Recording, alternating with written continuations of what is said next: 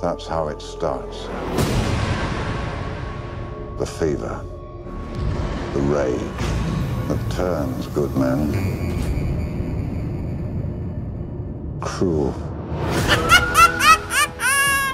Joker. Pour ceux qui me suivent depuis pas mal de temps, que ce soit sur YouTube, mais aussi sur Twitter où je me suis déjà exprimé plusieurs fois sur le sujet, vous savez qu'à l'origine j'étais pas très chaud. Faut dire qu'on comprenait pas trop où Warner voulait en venir, alors qu'il venait tout juste d'introduire un nouveau Joker en la personne de Jared Leto, au final tout aussi ridicule que Suicide Squad, mais après tout, on ne lui a pas permis ni laissé le temps de faire ses preuves. Et tout est devenu assez flou quant aux ambitions du studio, de son DCU, ou Worlds of DC, parce que ça aussi, rien que le nom de l'univers, c'est aussi devenu flou. Que nous raconte cette com où visiblement, Aquaman, Shazam ou la suite de Wonder Woman prévue en 2020 ne font pas partie du DCU, mais en fait, un petit peu quand même. Comment sommes-nous arrivés si vite au bout de 2 métrages à une marvelisation des films DC, passant d'œuvres sombres et matures à un Suicide Squad qui a décidé de se la jouer cool, et Gardiens de la Galaxie au fur et à mesure de la diffusion de ces trailers. Est-ce que l'on peut vraiment faire confiance à Warner concernant les adaptations de super-héros DC? Un univers dont ils sentent un potentiel économique monstre, forcément quand tu vois ce qui se passe à côté, mais qui ne sait absolument pas comment gérer tout ça depuis des années, jusqu'à aller à l'encontre de la direction artistique pour la saga qu'a mise en place Zack Snyder, et encore une fois je le répète, Batman v Superman version longue, ça envoie du pâté et bien plus couillu que 95% des films du MCU. Tell me.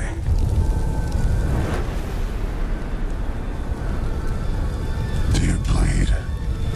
Et puis, qu'est-ce que c'est que cette histoire de voir déjà débarquer dans nos salles une nouvelle version du super vilain le plus emblématique de l'univers de Batman? Beaucoup de questions qui me faisaient douter, qui pouvaient nous rendre pessimistes quant à la capacité de Warner de donner de l'intérêt à ce projet qui ressemblait plutôt à un nouveau coup d'essai rempli de désespoir. Et...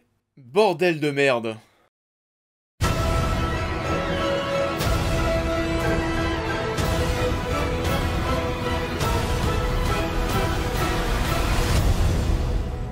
Très vite, à partir du moment où la com a été lancée, que l'on a commencé à avoir des infos sur la direction du projet, on a eu de quoi devenir optimiste. On nous a parlé d'un style de métrage très scorsésien se déroulant fin 20e siècle. Bon, jusque là ça veut un peu tout dire et n'importe quoi, ça donne pas d'indication sur la qualité du montage final bien sûr, mais visiblement on retourne sur quelque chose de plus mature. Ça me va très bien, j'aime la maturité de Nolan ou le style de Snyder, je suis ok. Même si une autre partie de moi me rappelait que Todd Phillips allait réaliser le film, papa de Very Bad Trip entre autres, et à vrai dire, je voyais pas forcément ce qu'il foutait là. Après moult rumeurs, tout a commencé à s'emballer quand notre nouvelle interprète du Joker a été dévoilée, l'immense Joaquin Phoenix. À ce moment-là, le projet a pris un virage hyper rassurant dans l'esprit des gens. Joaquin Phoenix, habitué aux œuvres d'auteur aux belles ambitions artistiques et pas forcément commerciales, un des meilleurs acteurs de notre génération, et comment Warner a pu le convaincre d'incarner ce personnage dans un contexte assez tendu pour la firme et pour ses films d'ici. À partir de là, je commence à être de plus en plus ok. Pas forcément rassuré comme beaucoup de monde lors du premier fameux teaser qui dévoilait son character design, peut-être l'une d'ailleurs des seules fausses notes du plan de communication, mais un truc qui était sûr, on allait nous proposer quelque chose de nouveau. Et quand il s'agit du Joker, ça m'intéresse forcément. J'aime la folie de Nicholson dans le Batman de Tim Burton, la noirceur du regretté Heath Ledger chez Nolan, laissant penser que personne n'arriverait à égaler son interprétation cultissime, et amenant aussi The Dark Knight aux milliards de dollars de recettes, première adaptation de super-héros à atteindre cette barre symbolique. Quand on voit que Batman Begins, sans le Joker, lui récolté seulement 375 millions de dollars, on ne peut que remarquer à quel point la présence de l'ennemi numéro 1 de Bruce Wayne, magnifié par le talent d'Heath Ledger, a été plus que significative au vu du succès du chef-d'œuvre de Nolan. On pourra mentionner aussi d'autres interprétations du personnage qui nous ont plus ou moins plu. Le Joker de Jared Leto... J'aime bien le fait qu'on ait essayé de nous proposer quelque chose de différent d'Heath Ledger, voilà, même si attention ça partait plutôt bien d'après les trailers. I'm just gonna hurt you.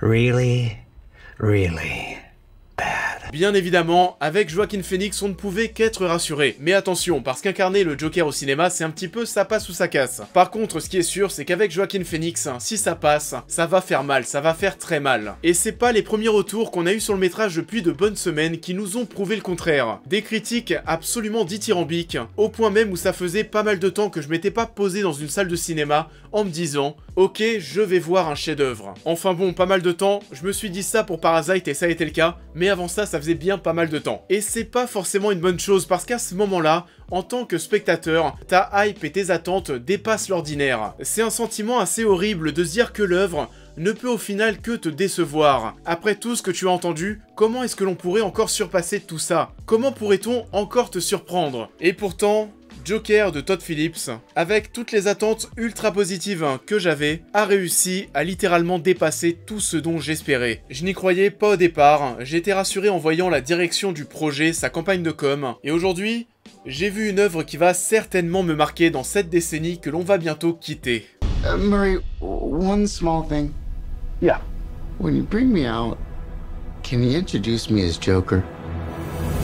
Ce film est réalisé par Todd Phillips. Qui l'eût cru? Avant toute chose, ce que vous devez savoir, c'est que Joker n'est pas grand public, et je vais peut-être vous étonner, mais il ne fera pas l'unanimité. C'est un métrage interdit aux moins de 12 ans en France. Pour son climat très anxiogène, des scènes de mort réalistes, et de folie qui sont susceptibles de toucher un certain public. Une œuvre qui avait l'air de faire l'unanimité depuis des mois, et pourtant qui commence déjà à diviser. Personnellement, je me suis réveillé en voyant ces scores, et je trouve ça absolument honteux. Surtout quand la plupart des films quasi ou totalement insipides du MCU s'en sortent même mieux. Non mais sérieux, c'est quoi votre problème avec DC? Ça commence à se voir qu'il y a un petit bashing autour de l'univers, surtout quand on voit que de l'autre côté, on passe notre temps à glorifier Marvel. Il y a que Wonder Woman qui s'en sort bien et Shazam de manière assez étonnante. Ça tombe bien à l'époque, on parlait déjà des critiques, vous savez bien ce que j'en ai pensé, et faut quand même remettre les choses à leur place. Joker est un chef-d'œuvre. Qu'est-ce que vous voulez reprocher au film? De nous proposer du cinéma avec un grand C? Un drame plutôt qu'une histoire de gentils qui vont défoncer un grand méchant? De nous proposer quelque chose d'intelligent qui traite un sujet avec une ambiance et une image hyper soignées? D'avoir choisi de tourner ces scènes en plein cœur de la ville pour sentir l'impact des événements plutôt qu'une histoire tournée à 90% sur fond vert? De nous proposer un acteur impressionnant? Une œuvre qui ne se disperse pas dans l'ultra fanservice mais qui cherche à exister et à convaincre indépendamment. Sérieusement, quel est votre problème? Je ne comprends pas. Joker est un film choc, un film puissant, épuisant. Il s'agit d'une réelle origin story. Et au-delà de la naissance du personnage mythique du clown, on va surtout suivre la folie d'un homme face à la cruauté de la vie. Une cruauté ancrée dans notre réalité. À la différence de tout autre Joker, l'objectif ici est réellement de créer de l'empathie pour Arthur. Et ça directement dès le début du métrage. On se retrouve avec un homme meurtri, humilié, seul dans sa vie jusqu'à espérer recevoir du courrier, qui souhaite se donner en spectacle pour recevoir de l'attention, un homme qui vit avec sa mère et qui s'en occupe. Ce sentiment de solitude, on va le retrouver dans la réalisation et la mise en scène de Todd Phillips. Aussi simple et épuré que son titre, nous suivons un Arthur Fleck seul, et on va le suivre à l'écran seul. On retrouve un nombre incalculable de plans où celui-ci doit tenir le champ sans aucune autre personne autour de lui, en étant souvent placé au centre de l'image, il est le centre de l'œuvre, avec aussi des plans plutôt longs qui nous laissent profiter de sa folie naissante. La caméra danse autour d'Arthur, le filmant dans tous les sens, en accord avec l'esprit du personnage, qui est de plus en plus torturé au fil du métrage. Aussi torturé que son corps, absolument flippant. Joaquin Phoenix a perdu beaucoup de kilos pour le rôle, autant vous dire que ça se voit. D'ailleurs celui-ci, son corps, est aussi à lui tout seul un acteur du métrage, que ce soit pour ce qu'il dégage, mais aussi pour toutes ses gestuelles. Et puis bien sûr, ce rire.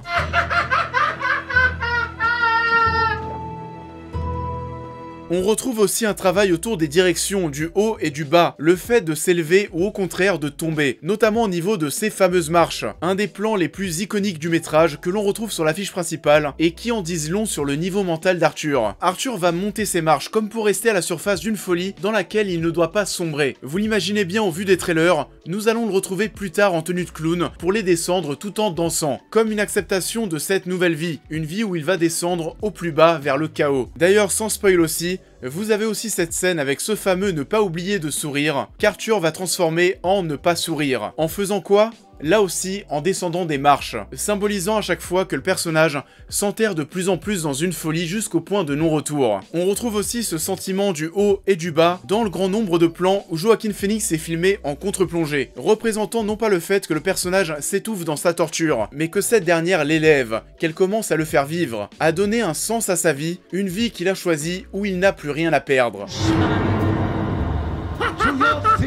Joker est un film à ambiance, que ce soit pour ses décors, pour ses visuels, mais aussi pour son ambiance musicale, pour son silence. Un silence que l'on retrouvera durant de nombreuses scènes pour profiter de l'oppression du métrage, ou des discours remplis de vérité d'Arthur, sur une société qui laisse de moins en moins de place à une certaine catégorie de personnes. On va donc jongler entre les silences et les sons de violon omniprésents durant les scènes où Arthur sombre, et qui me font encore frissonner. C'est une œuvre qui se concentre sur ce qu'elle a à raconter, sans en faire trop, sans en faire moins, avec très peu de personnages. Et de toute façon on s'en fout, on va passer 100% de notre temps avec Arthur. Je ne vois absolument pas quoi lui reprocher. La seule chose que je pouvais noter, c'était l'incrustation un peu forcée au récit du personnage de Zazie Beetz, mais au bout d'1h15 de métrage, on comprend où ça veut aller et ça marche aussi. J'avais un peu peur de cette durée de 2 heures, pensant que ce serait trop peu pour nous montrer les origines du Joker ainsi que le chaos, mais c'est largement suffisant et je ne veux même pas voir une suite. Le succès est à prévoir, mais ce projet doit rester un petit ovni parmi tout ce qui nous a été proposé cette décennie, un film indépendant qui se suffit à lui-même.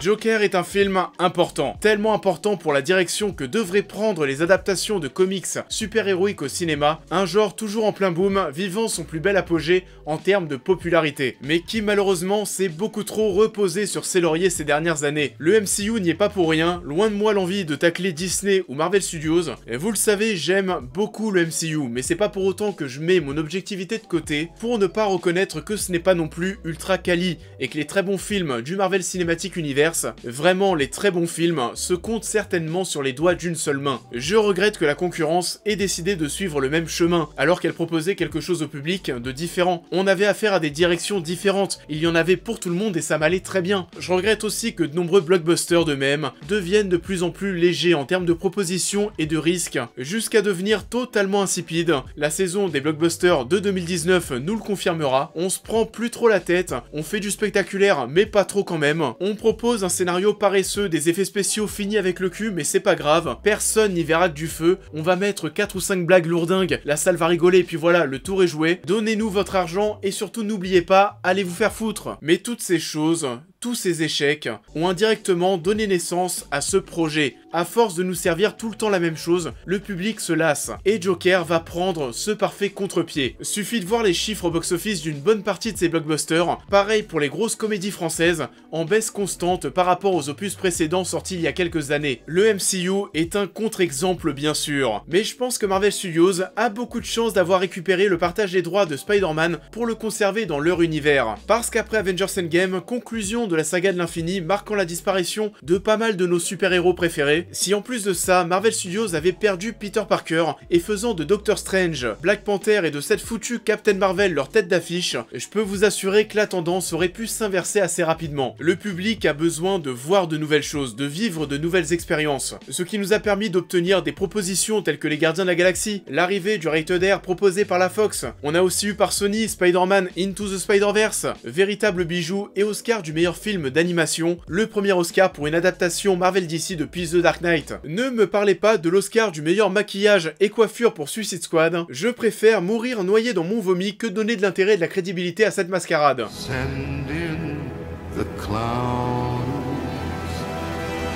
La question va forcément se poser, après sa victoire à la Mostra de Venise, est-ce que Joker aura le même succès aux Golden Globes et aux Oscars? Est-ce que Joaquin Phoenix, tout comme Heath Ledger, peut enfin aller choper un Oscar pour cette interprétation après déjà 3 échecs? Et au vu de la performance du bonhomme, on peut se demander si ça serait pas le moment. C'est encore trop tôt pour le savoir, on est qu'en octobre, et on n'a encore rien vu de ce qui allait arriver dans les prochains mois, mais après ce qu'on vient de voir et son implication totale pour le rôle, forcément, on peut déjà y penser un petit peu. Pourquoi est-ce que je vous ai parlé de tous ces autres films précédemment dans la vidéo? Parce que Joker tape là où ça fait mal, donne un coup de pied dans la fourmilière et doit inciter la concurrence à la création, à ne plus se reposer sur un cinéma de divertissement assez lambda. Il y a quelques brèches qui viennent de se créer, des créneaux à prendre pour réaliser des adaptations de comics bien plus ambitieuses et surtout bien plus marquantes. Si vous aimez ces univers, vous préférez forcément payer votre billet pour voir quelque chose de ce calibre. C'est un film extraordinaire, un film utile, une œuvre qui va en réconcilier plus d'un avec DC Comics Warner,